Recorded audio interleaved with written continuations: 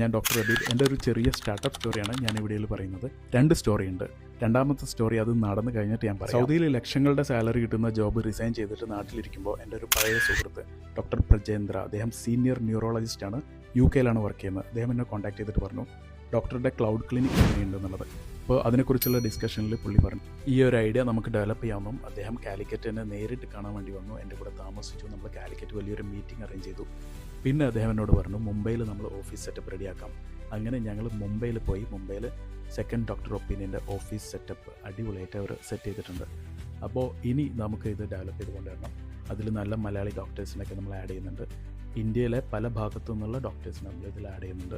മുംബൈ ബേസ്ഡാണ് ഇപ്പോൾ പ്രവർത്തിക്കുന്നത്. പിന്നീട് നമ്മൾ കേരളത്തിലേക്കും ഇതിനെ വ്യാപിപ്പിക്കും.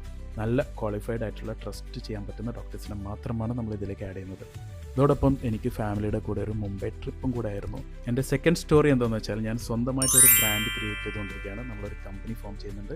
അപ്പോൾ ഡീറ്റെയിൽ അടുത്ത വീഡിയോയിൽ.